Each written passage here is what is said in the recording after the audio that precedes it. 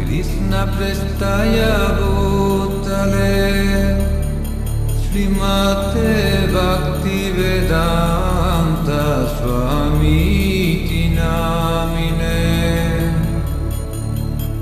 नमस्ते सरस्वती देवं गौरवाणी प्रचारिणे निर्विशेषशून्यवादी सत्यादिसतारिणे।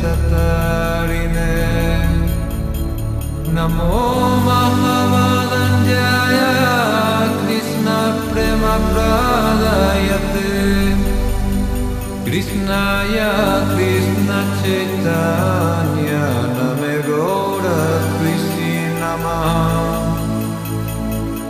जय श्री कृष्ण चैतन्य प्रभु नित्यानंद श्री अद्वैत गदाधर श्रीवासदि गौर भक्तवृंद।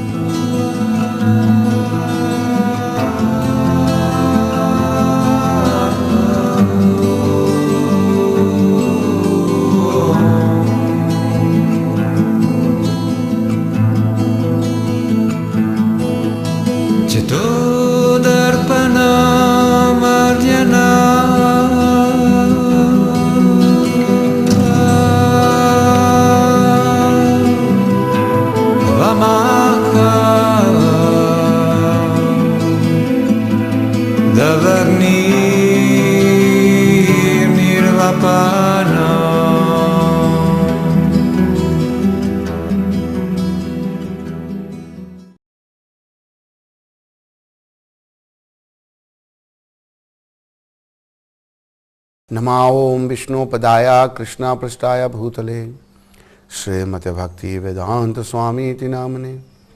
नमस्ते सरस्वती देवे गौरवाणी प्रचारणे निर्विशेष शून्यवादी पाश्चात्य देशतारणे।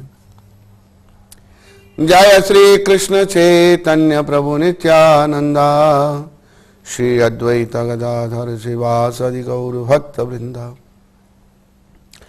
हरे कृष्ण कृष्ण कृष्ण हरे हरे हरे राम राम राम हरे हरे। हरे कृष्ण कृष्ण कृष्ण हरे हरे हरे राम राम राम हरे हरे। हरे कृष्ण कृष्ण कृष्ण हरे हरे हरे राम राम हरे हरे। मेरे प्यारे भाई और बहनों, बालकों व बालिकाओं, मेरी अपनी प्यारी आत्माओं, आप सबका इस कार्यक्रम में स्वागत है। जैसा कि पहले के कार्यक्रम में हमने आपसे कहा था कि हम लोगों को भगवान की भक्ति करनी चाहिए और गीता में केवल भक्ति के विषय में ही बताया है। गीता में भक्ति के अतिरिक्त अन्य कोई भी विषय नहीं है, भक्ति है। लेकिन कुछ जो ठीक भाष्यकार नहीं है वो अपना अपना भाष्य देते हैं गीता के विषय में। ऐसा करना ठीक नहीं, ऐसा अपराध लगता है। हम कौन है भगवान के शब्दों को बदलने वाले? ये भगवान के शब्द हैं। हमारे ग्रंथों को कहा अपौरुषया, किसी पुरुष के द्वारा इनकी रचना नहीं है। तो जो भगवान के वाक्य हैं, एक साधारण व्यक्ति जिसकी इंद्रियां उसके बस में नहीं है, वह भगवान के शब्दों को तोड़ मरोड़ कर लोगों के आगे रखता है। लोग भी भटक जाते हैं और उसको भी दंड मिलता है अपने कर्मों का, और ऐसा आम हो रहा है। ऐसा करना बड़ा अपराध है। बहुत सारे लोग गीता में तो नहीं मानते, भगवान में नहीं मानते, लेकिन गीता का आश्रय लेते हैं। क्यों? गीता बड़ी प्रचलित है, गीता बड़ी फेमस है, सब लोग गीता को पढ़ना चाहते हैं, तो गीता का आश्रय लेकर लोगों को बेवकूफ बनाते हैं। ऐसा करना चाहिए। ऐसा जो करेगा उसको उसका दंड भोगना पड़ेगा, उसको उसकी सजा भोगनी पड़ेगी। तो गीता का विषय है, गीता में बस भक्ति के अतिरिक्त अन्य कोई भी विषय नहीं है। भक्ति तो भक्ति बड़ी आवश्यक है। उसके बाद आगे भगवान अहंकार के विषय में कह रहे हैं और हमारे गुरु महाराज समझा रहे हैं, मिथ्या अहंकार का अर्थ है इस शरीर को अपना मानना। दो प्रकार के अहंकार हैं, एक मिथ्या और एक ठीक। एक मिथ्या अहंकार जो वो ठीक नहीं है, लेकिन ठीक अहंकार से ही अहंकार ठीक है। जब कोई यह जान जाता है कि वह शरीर नहीं अपितु आत्मा है, तो वह वास्तविक अहंकार को प्राप्त होता है। वास्तविक अहंकार एक मिथ्या अहंकार। वास्तविक अहंकार क्या है कि मैं जीवात्मा हूं, मिथ्या अहंकार क्या है, मैं ये शरीर हूं। बड़ी सीधी बात है। मेरे प्यारे भाई और बहनों, मिथ्या अहंकार नहीं चाहिए, इसे खत्म करना है। लेकिन वास्तविक अहंकार अच्छा है। अहम ब्रह्मास्मि, मैं जीवात्मा हूं और मैं परमात्मा श्री कृष्ण का हूं। अहंकार तो रहता ही है। मिथ्या अहंकार की भर्त्सना की जाती है, वास्तविक अहंकार की नहीं। मिथ्या अहंकार की भर्त्सना है, पर वास्तविक अहंकार की भर्त्सना नहीं है। वैदिक साहित्य में बृहदारण्यक उपनिषद में कहा गया कि अहम ब्रह्मास्मि, मैं ब्रह्म हूं, मैं आत्मा हूं, मैं हूं ही आत्मा भाव है। और यह आत्मा साक्षात्कार की मुक्त अवस्था में भी पाया जाता है। मैं हूं का भाव ही अहंकार है। लेकिन जब मैं हूं भाव को मिथ्या शरीर के लिए प्रयुक्त किया जाता है, तो वह मिथ्या अहंकार होता है। जब इस आत्म भाव स्वरूप को वास्तविकता के लिए प्रयुक्त किया जाता है, तो वह वास्तविक अहंकार होता है। ऐसे कुछ दार्शनिक हैं जो यह कहते हैं कि हमें अपना अहंकार त्यागना चाहिए, लेकिन हम अपने अहंकार को त्यागें कैसे? क्योंकि अहंकार का अर्थ है स्वरूप। अहंकार को नहीं त्यागा जा सकता। लेकिन हमें मिथ्या देहात्म बुद्धि का त्याग करना ही होगा। जब तक हम अपने आप को शरीर समझ रहे हैं ना, तब तक मिथ्या अहंकार है। लेकिन जब हम ये समझने लग पड़ेंगे अहम ब्रह्मास्मि, मैं जीवात्मा हूं, मेरा संबंध परमपिता परमात्मा से है, मैं ये शरीर नहीं हूं, इस संसार से मेरा कोई संबंध नहीं है, ये असली अहंकार है। और ऐसे यहां हमारे गुरु महाराज समझा रहे हैं, अहंकार का अर्थ है स्वरूप। और हमारा स्वरूप क्या है? जैसे भगवान कृष्ण चैतन्य महाप्रभु ने सनातन गोस्वामी को बताया। सनातन गोस्वामी प्रभुपाद ने पूछा कि आमी प्रभु मैं कौन हूं? ग्रम्म व्यवहारे अमी पंडित करी माने, आमारा हित अमी कुछ नहीं जाने। आम लोग मुझे बड़ा विद्वान पंडित कहते हैं। बड़े विद्वान थे श्री सनातन गोस्वामी प्रभुपाद। उस समय अरेबिक, फारसी, संस्कृत कई भाषाएं जानते थे। तो उन्होंने पूछा भगवान को, प्रभु मैं कौन हूं? मैं अपने विषय में कुछ जानता ही नहीं। तब भगवान श्री कृष्ण चैतन्य महाप्रभु ने कहा, जीव रे स्वरूप है कृष्ण रे नित दास, कृष्ण रा तटस्थ शक्ति भेदा वेद प्रकाश। जीव का जो असली स्वरूप है वो कृष्ण का नित्य दास है। यही संदेश है। अगर हम अपने आप को कृष्ण के चरणों में स्थित कर देंगे, हमारी सारी समस्याओं का समाधान हो जाएगा। मेरे प्यारे भाई और बहनों, आज जो हमारी समस्याओं का कारण क्या है, आज जो हम समस्याओं में हैं, उसका कारण यह है कि हम कृष्ण के चरणों में नहीं, हम कृष्ण के चरणों से बाहर हैं। इसलिए हम दुखी हैं और परेशान हैं। भगवान कहते हैं जीव का असली स्वरूप क्या है कि वो कृष्ण का नित्य दास है। अभी बड़ा अच्छा समझाया हमारे गुरु महाराज ने। अब देखो कि जैसे आग का धर्म क्या है? तपश और रोशनी। पानी का धर्म क्या है? गीलापन। हवा का धर्म क्या है? सुखाना, सूखापन। और शक्कर का धर्म क्या है? मीठापन। जीव का धर्म क्या है? सेवा। हमारा धर्म सेवा है। यहां भी संसार में क ख की सेवा कर रहा है, ख ग की ग क की, लेकिन हम संतुष्ट नहीं है। इसी सेवा को अगर हम बदल देंगे कृष्ण भगवान की ओर, इसको डाइवर्ट कर देंगे कृष्ण के चरणों में, हम सुखी हो जाएंगे। बड़ी सीधी बात है। तो स्वभाव हमारा सेवा है। हमारे गुरु महाराज कहते थे कि we are part and parcel of Shri Krishna. हम भगवान के अंश हैं। पार्ट एंड पार्सल का अर्थ है कि वो होल की सेवा करे। जैसे मशीन से एक स्क्रू है, उसका काम है मशीन के साथ जुड़े रहना। अगर वो मशीन से अलग हो जाता है तो बेकार हो जाएगा। एक बड़ी अच्छी बात एक आत्मा ने कही, हमें कृष्ण के साथ जुड़े रहना बड़ा आवश्यक है। जैसे कि बच्चे की उंगली जो है वो बाप ने पकड़ी और बड़ी भीड़ से बाप जा रहा है। बच्चा अगर बाप की उंगली छुड़ा के छोड़ देता है तो फिर वो खो जाएगा उधर। हमें सदा अपने बाप की उंगली पकड़ के रखना है, नहीं तो इस दुनिया में हम खो जाएंगे, माया जाल में खो जाएंगे। ये माया जाल बड़ा दुखदाई है। वही चैतन्य महाप्रभु ने सनातन गोस्वामी प्रभुपाद को कहा कि जीव का असली स्वरूप यह है कि जीव कृष्ण का नित्य दास है। कृष्णेरा तथा शक्ति भेदाभेद प्रकाश। जीव कृष्ण की बीज की शक्ति है। बीज की शक्ति इसलिए है कि जीव या तो भक्ति करके अपने आप को भगवान से मिला ले, उनके धाम में चला जाए जो उसका भी घर है, नित्य सेवा करे भगवान की, या फिर जो हम बुरे कर्म कर रहे हैं अपने आप को अधोपतन को ले जाए, 84 के चक्र में ले जाए। इसलिए हमको भगवान की बीज की शक्ति कहा है। तो हम अपने आप को भगवान से मिलाएं, ना कि आवागमन में ले जाएं। तो ये बड़ी जरूरी बात है समझने की। अहंकार का त्याग नहीं हो सकता, पर अहंकार असली अच्छा है, नकली ठीक नहीं है। आज हम सब नकली अहंकार कर रहे हैं। क्या? मैं और मेरा, तू और तेरा, है माया का घेरा, ये कांटा खटक रहा है। बजले प्राणी रे अज्ञानी, 2 दिन की जिंदगानी वृथा क्यों भटक रहा है। हम माया जाल में भटक रहे हैं। किस चक्र में? मैं और मेरे के चक्र में। ना मैं कुछ हूं, ना मेरा कुछ है, ना तू कुछ है, ना तेरा कुछ है। भगवान ही सब कुछ है, कृष्ण ही सब कुछ है। तो इस चक्कर में जो हम पड़े हैं, इस चक्कर को हमने खत्म करना है। ये चक्कर जब हम कृष्ण के शरण में आएंगे तो मैं और मेरा समाप्त हो जाएंगे। अहंकार खत्म नहीं हो सकता, पर असली अहंकार अच्छा है।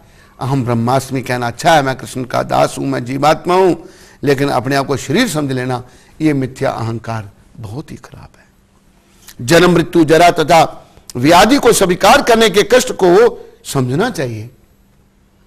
हम इस बात को समझते नहीं। भगवान कहते हैं इंद्रियार्थेषु वैराग्य मन अहंकार एवच। इंद्रियों के तर्पण से वैराग लो और मन से अहंकार को निकालो। अहंकार का अभाव होना चाहिए। फिर भगवान कहते हैं जन्म मृत्यु जरा व्याधि दुख दोषानुदर्शनम। हम जन्म मृत्यु वृद्धा अवस्था दुख दोष इनके रोज दर्शन करें, ये कह रहे हैं भगवान। वही हमारे गुरु महाराज ये कहते हैं कि बड़ा आवश्यक है कि मनुष्य जन्म मृत्यु जरा तथा व्याधि को स्वीकार करने के कष्ट को समझना चाहिए कि ये बड़ा कष्ट है। जन्म का कष्ट, मृत्यु का कष्ट, वृद्धावस्था का कष्ट। वैदिक ग्रंथों में जन्म के अनेक वृत्तांत हैं। श्रीमद् भागवत में जन्म से पूर्व की स्थिति, माता के गर्भ में बालक के निवास, उसके कष्ट आदि का सजीव वर्णन हुआ है। भागवत महापुराण सब कुछ बता रहा है। भागवत में सारा वर्णन है कि जीव को मां के गर्भ में कितना कष्ट उठाना पड़ता है। ये कपिल भगवान अपनी माता देवहूति को बता रहे हैं। हे मां, गर्भ में जीव उल्टा लड़का रहता है और उसको कीड़े काटते हैं, वहां पर मल मूत्र है, कितना कष्ट है उस आत्मा को। गर्भ योनि बड़ी दुखदाई है। तो कपिल भगवान सब समझा रहे हैं। इस बात को समझना बड़ा आवश्यक है। माता के गर्भ में बालक के निवास, उसके कष्ट आदि का सजीव वर्णन हुआ है। यह भली भांति समझ लेना चाहिए कि जन्म बहुत कष्टपूर्ण है। चूंकि हम यह भूल जाते हैं कि माता के गर्भ में हमें कितना कष्ट मिलता है, अतः हम जन्म तथा मृत्यु की पुनरावृत्ति का कोई हल नहीं निकाल पाते। इसी प्रकार मृत्यु के समय भी सभी प्रकार के कष्ट मिलते हैं जिनका उल्लेख प्रमाणिक शास्त्रों में हुआ है। इसकी विवेचना की जानी चाहिए। यहां तक रोग तथा वृद्धावस्था का प्रश्न है, सबों को इनका व्यवहारिक अनुभव है। कोई भी रोगाग्रस्त नहीं होना चाहता, कोई भी बूढ़ा नहीं होना चाहता, लेकिन इनसे बचा नहीं जा सकता। जब तक हम जन्म, मृत्यु, जरा तथा व्याधि के दुखों को देखते हुए इस भौतिक जीवन के प्रति निराशावादी दृष्टिकोण नहीं बना पाते, तब तक आध्यात्मिक जीवन में प्रगति करने के लिए कोई प्रोत्साहन नहीं रह जाता। तो ये देखना बड़ा जरूरी है। नहीं तो हम सोचते क्या जरूरत है आध्यात्मिक जीवन में आगे बढ़ने की, प्रोत्साहन नहीं मिलता। तो ये जन्म, मृत्यु, जरा, व्याधि सब हम देखें बड़े दुखदायी हैं। जहां तक संतान, पत्नी तथा घर के कामों से विरक्ति की बात है, इसका अर्थ यह नहीं कि इनके लिए कोई भावना ही ना हो। ये बड़ी विचार, विरक्ति तो ठीक है, स्त्री, पुत्र, घर, संतान, लेकिन इसका अर्थ ये भी नहीं, गुरु महाराज कहते हैं कि इनके प्रति कोई भावना ही हमारी नहीं। ये सब स्नेह की प्राकृतिक वस्तुएं हैं, लेकिन जब ये आध्यात्मिक उन्नति में अनुकूल ना हो तो इनके प्रति आसक्त नहीं होना चाहिए। भगवान ये कहते हैं ना, स्त्री, घर, संतान, इनसे विराग, इनसे ममता का अभाव।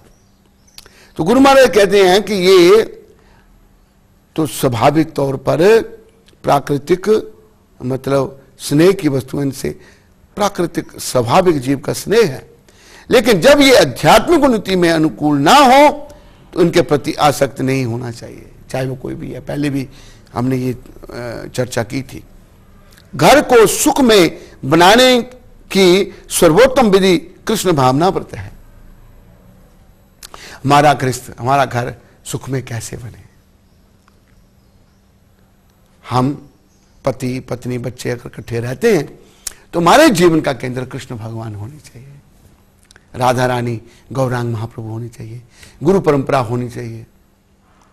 अगर हमारा जीवन इनके लिए होता है, इनके लिए हम सब कुछ करते हैं, कृष्ण भगवान को अगर हम अपने जीवन के केंद्र में रख लेते हैं तो हमारा जीवन धन्य हो जाएगा, गृहस्थ जीवन बड़ा अच्छा हो जाएगा।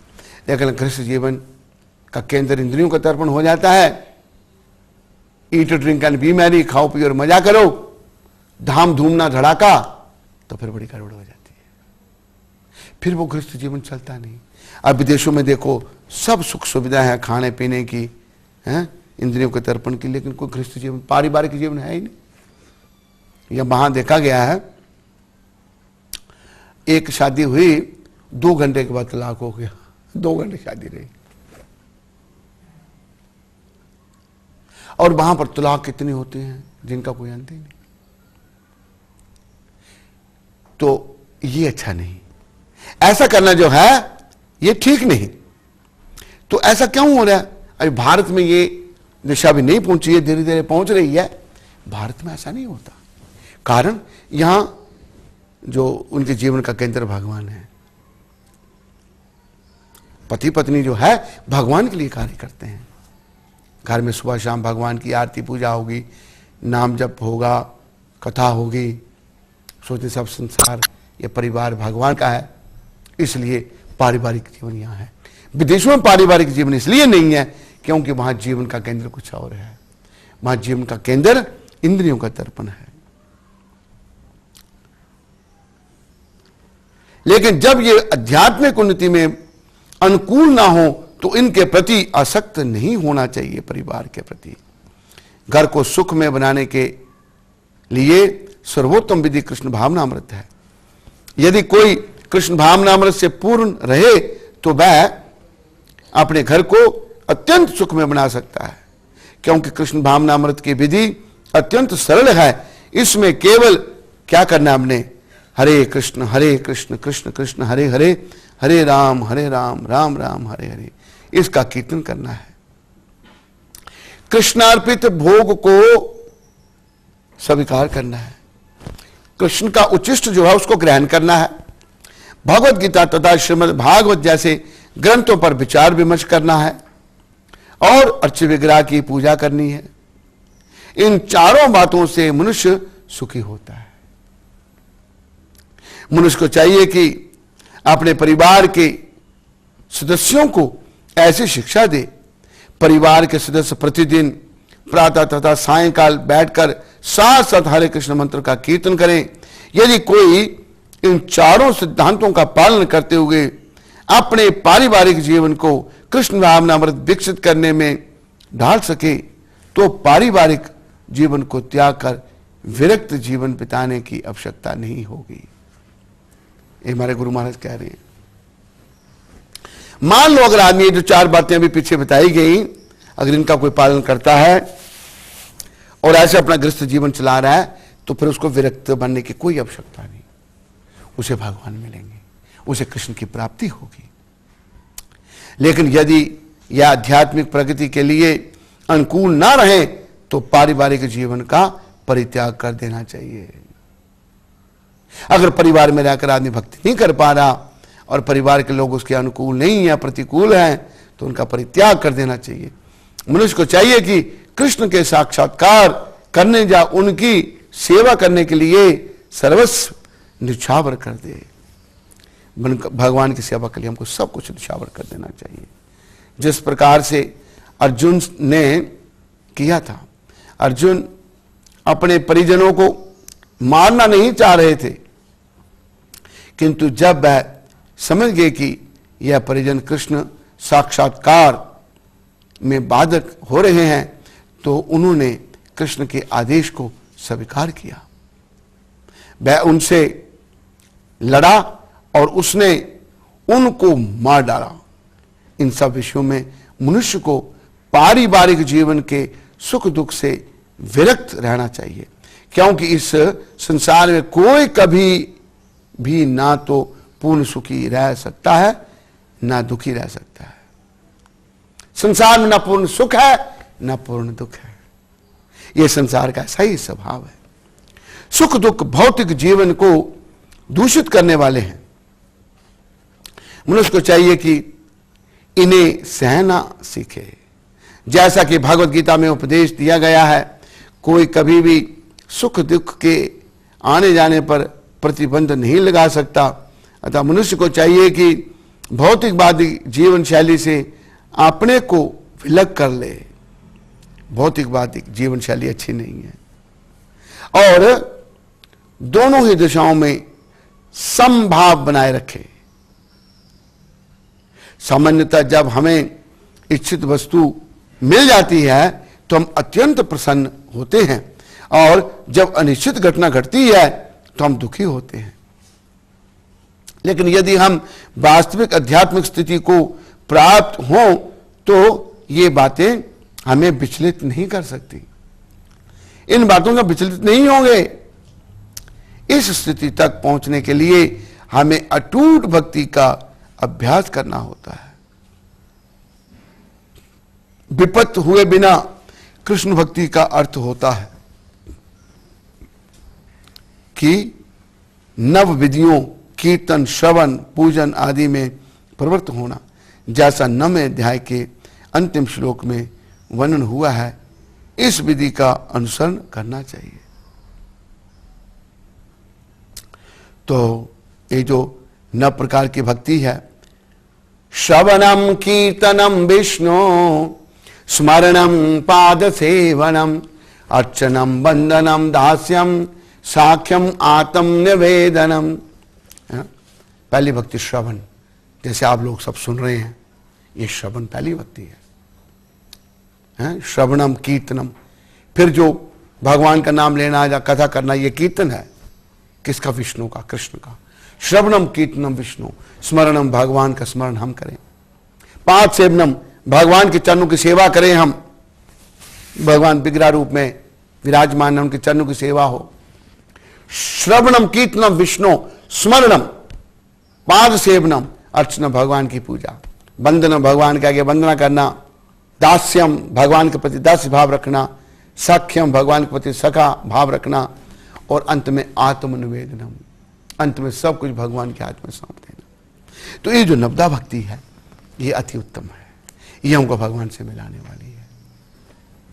ऐसा बताते हैं हमारे गुरु महाराज, अगर ये 9 प्रकार की जो भक्ति है उसमें 9 प्रकार की भक्ति नहीं कर सकता, अगर एक भी प्रकार की करता है उसमें वो सफलता प्राप्त करता है। अब देखो जैसे लक्ष्मी देवी केवल सेवा करती हैं भगवान के चरणों की, और हनुमान जी भी सेवा करने वाले हैं। सुखदेव जी ने कीर्तन किया, बोल करके भगवान की कथाओं का कीर्तन किया, गायन किया, और परीक्षित जी सुन करके पूर्ण हो गए। सुखदेव जी कीर्तन करके, कथा कह करके, परीक्षित महाराज सुन करके, लक्ष्मी देवी सेवा करके। तो ऐसे सब उदाहरण दिए गए हैं। तो हम लोग भक्ति में से अगर एक भी अंग अपना लेते हैं तो हमारा जीवन धन्य हो सकता है। 9 अंग ही अपना लें तो बड़ा अच्छा है, पर एक भी अंग से हमारा जीवन धन्य हो सकता है। तो हमें ही भक्ति करनी है, और ये सब आप कृपा करके भक्ति करो, यही आपसे निवेदन है। और आने वाले समय को अच्छा बनाओ, उज्जवल बनाओ। इंद्रियों के तर्पण से मन को हटाओ। मन तो जा रहा है इंद्रियों के तर्पण की ओर, पर दुष्ट मन को समझाओ, हे मन, ये इंद्रियों का तर्पण जो है तेरे लिए दुखदायी होगा। मन कहता तू बुरा कर्म कर, मैंने मन के कहने पर कर दिया, क्योंकि मन पर मेरा नियंत्रण नहीं है। जब मैंने कर दिया, ये मन कहेगा तूने क्यों किया, करने के बाद जब डंडा पड़ेगा ना, ये कहते क्यों किया। इसलिए इस मन को समझो, और मन को समझाने का सर्वोत्तम जो मार्ग है वो महामंत्र का जप कीर्तन है। हरे कृष्ण कृष्ण कृष्ण हरे हरे, हरे राम राम राम हरे हरे।